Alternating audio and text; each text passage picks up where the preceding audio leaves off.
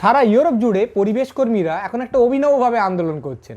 মিউজিয়ামে গিয়ে কোনো একটা সাংঘাতিক বিখ্যাত ছবির দিকে তারা ছুড়ে দিচ্ছেন টমেটো স্যুপ কিংবা আলু ভাতে কিংবা কেক, আর সবাই যখন আঁক করে উঠছে রে কী করলো কী করলো, তখন তারা ওই ছবিটায় বা ছবিটার পাশের দেয়ালে বেশ শক্তপোক্ত আঠা দিয়ে নিজেদের হাত বা মাথাটাকে আটকে দিচ্ছেন এবং তারপর বক্তৃতা দিতে শুরু করছেন। যা সারমর্ম হচ্ছে এই যে এই শিল্পটা নষ্ট হয়ে যাচ্ছে বলে তোমার তো চিন্তা, আরে গোটা পৃথিবীটা যে বিলুপ্ত হয়ে যাচ্ছে, সাংঘাতিকভাবে আমাদের পরিবেশ নষ্ট হতে চলেছে, সেই নিয়ে তো কোনো চিন্তা করছো না।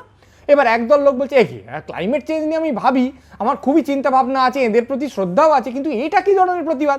পিকাসোর ছবি দিকে তুমি বেগুন পোড়া ছুঁড়ে মারবে, তাহলে আমি তোমার কথা শুনবো না, এসব উদ্ভট পাগলামোর দিকে আমি নেই। আর একদল লোক বলছেন তা কেন, যা এরা করছেন সেটা তো ঠিকই। যারা এটা বলছেন তারা বলতে চাইছেন যে আরে পরিবেশ কর্মীরা আগে তো সব রকম চেষ্টা করেছেন, রাস্তা অবরোধ করেছেন, ধর্মঘট করেছেন, রাস্তা কেটে দিয়েছেন, মিটিং করেছেন, মিছিল করেছেন, পেট্রোল পাম্প ভাঙচুর করেছেন, ফসিল ফুয়েল নিয়ে প্যাম্পলেট বিলি করেছেন, পার্লামেন্টের সামনে অবস্থান করেছেন, কোনো কিছুতেই সাধারণ মানুষের কিছু এসে যায় না। সে শুধু কোন সেলিব্রিটি কাকে বিয়ে করলো তাই নিয়ে নাচছে, T20 ওয়ার্ল্ড কাপ নিয়ে নাচছে। তাহলে কোনো একটা ভাবে তো তাকে ঝাঁকুনি দিতে হবে। সে ঘুমিয়ে ঘুমিয়ে চলছো, পৃথিবীটা নষ্ট হয়ে যাচ্ছে সেদিকে কোনো খেয়াল নেই, তাহলে ঝাঁকিয়ে ওরে ওঠ ওরে জাগ, এটা তো বলতে হবে, আন্দোলন কর্মীদের কাজই তাই। তাহলে সেক্ষেত্রে এইরকমভাবে একটা সাংঘাতিক বড় ছবির দিকে ওটা ছুঁড়লে একটা যে শক ভ্যালু উৎপন্ন হচ্ছে, তাতে বক্তৃতাটা 2 লাইন হলেও তোমাকে শোনানো যাচ্ছে। আরও একটা কথা আছে, সেটা হচ্ছে সত্যি সত্যি ছবিগুলোকে ওরা কেউ নষ্ট করেননি, ওরা বেছে নিয়েছেন এমন ছবি যেটা সামনে বেশ বড় একটা কাঁচ দেওয়া আছে যাতে সেটা সুরক্ষিত আছে, ফলে ওই টমেটো স্যুপ ওই আলু ভাতে গিয়ে ক্যানভাসে লাগছে না, ওই কাঁচটা লাগছে, সেটাকে সহজেই পরিষ্কার করা যাচ্ছে। যে আঠা ওইখানে যাচ্ছে ছবির ফ্রেমে কিংবা দেয়ালে, সেটার জন্য সামান্য একটু ভাঙচুর হচ্ছে, সেটাকে মোটামুটি সারিয়ে নেওয়া যাবে। কিন্তু অন্য দল যারা শিল্পকে খুব বেশি ভালোবাসেন, তারা বলছেন যে ওইটা বড় কথা নয় যে ওটা ক্যানভাসে লাগলো না কাঁচে লাগলো, এইটা বড় কথা যদি তুমি ওই রকম স্বর্গীয় সমস্ত সৃষ্টির দিকে একটা দড়াম করে একটা জিনিস ছুঁড়ে মারতে পারো, তাহলে আসলে তুমি একটা মানুষের শিল্পের ইতিহাস এবং সেই শিল্প সমাদরের ইতিহাস, তার দিকেই একটা অপমান ছুঁড়ে মারছ।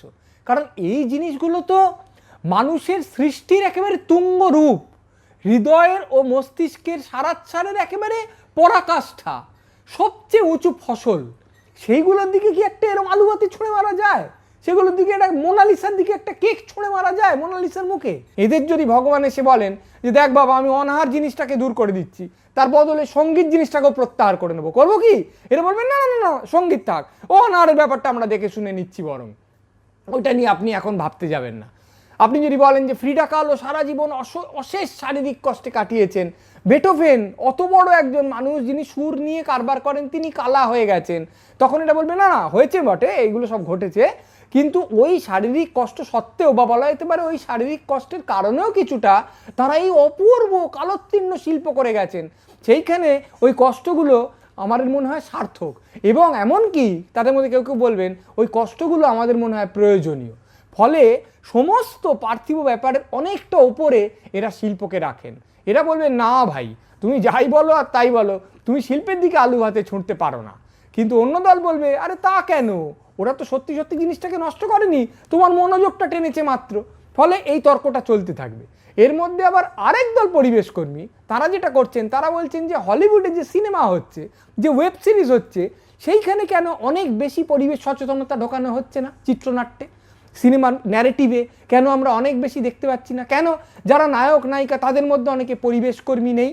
হ্যাঁ এটা ঠিক যে অনেকগুলো ডিজাস্টার মুভি হয়েছে, যে তুমি যদি পরিবেশকে অবহেলা করো একটা সময় হিমবাহ গলে যাবে, এরকম সাংঘাতিক তোড়ে জল আসবে, কি হেন হবে তেন হবে, প্রলয় হবে, সেগুলো হিটও করেছে। কিন্তু পরিবেশ কর্মীরা বলছেন ওতে প্রচণ্ড একটা ভয় উৎপন্ন হয়, সচেতনতাও হয়, কিন্তু কোনো সদর্থক অনুভূতির জন্ম নেয় না। তা করতে গেলে কি করতে হবে না, লোকে যখন কথা বলছে তুমি কেন দেখাচ্ছ না ব্যাকগ্রাউন্ডে অনেকগুলো সোলার প্যানেল আছে, কেন দেখাচ্ছ না যে নায়ক বা নায়িকা সাইকেলে করে অফিস যায়, সাইকেলে করে অফিস থেকে আসে, গাড়ি ব্যবহার করে না, কেন কথাবার্তার মধ্যে ক্লাইমেট চেঞ্জ অনেকবার আসছে না? এটা সমীক্ষাও করে ফেলেছে 2016 থেকে 2020 মধ্যে যতবার ক্লাইমেট চেঞ্জ কথাটা এই বিভিন্ন সিনেমা এবং ওয়েব সিরিজের স্ক্রিপ্টে ব্যবহৃত হচ্ছে, তার চেয়ে 13 গুণ বেশি ব্যবহার হয়েছে কুকুর কথাটা, আর 19 গুণ বেশি ব্যবহার হয়েছে বিয়ার কথাটা।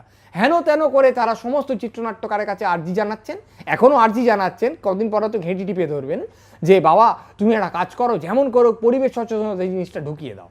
এইবারে এমনিতেই ঔচিত্যের ঠেলায় শিল্পের এখন ত্রাই ত্রাই রব, শিল্পের সবচেয়ে বড় শত্রু হচ্ছে বাধ্যতা।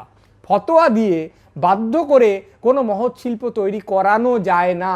শিল্প সবসময়, যে কোনো মহৎ শিল্প তৈরি হয় স্বপ্ন দিয়ে, ইচ্ছে দিয়ে, একটা স্বতঃস্ফূর্ত স্রোত দিয়ে।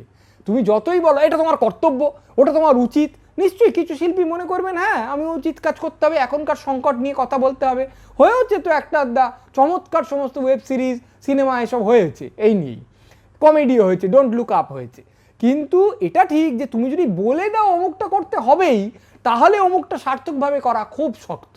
এমনিতেই এখন এখন মোটামুটিভাবে যে ছবি একটু স্বীকৃত হতে চায়, একটু পুরস্কৃত হতে চায়, সে শুধুমাত্র শ্বেতাঙ্গ নায়কটা রাখে না, একটু একজন শ্বেতাঙ্গ, একজন কৃষ্ণাঙ্গ, একজন পীতাঙ্গ, একজনের সম্পর্ক একটু সমকামী সম্পর্ক, একজন আর থাকবে যে নিজেকে হি বা সি না বলে দে বলে অভিহিত করবে।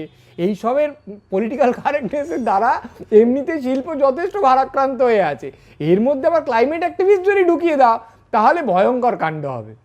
এই কথাটা বুঝে ফেলতেই হবে যে সচেতনতা খুব ভালো, জাগ্রত হওয়া খুব ভালো, যে নিজে থেকে জাগ্রত হচ্ছে খুব ভালো কথা। তুমি ক্লাইমেট অ্যাক্টিভিস্ট, তুমি নিজে সিনেমা করো না বাবা, নিজে কবিতা লেখো, কোনো অসুবিধে নেই। কিন্তু তুমি যদি সারাক্ষণ লোককে প্রশ্ন করতে থাকো যে তুমি করছো, তুমি কেন এই জিনিসটা ঢোকাচ্ছ না, তোমার কি মনে হয় না এটা গুরুত্বপূর্ণ, তাহলে পুরো জিনিসটা একটা পাঠ্য বইয়ের মতন হয়ে যাবে, তখন শিল্পের বেশ সর্বনাশ ঘটে যাবে। আমাদের মনে রাখতে হবে যে শিল্প সৃষ্টির যে প্রসন্নতা, যে আনন্দ, তার দিকে যদি আমি সারাক্ষণ ঔচিত্যের গরম আলু ছুঁড়ে মারি, তাহলে আখেরে কারো স্বার্থই সাধিত হবে না।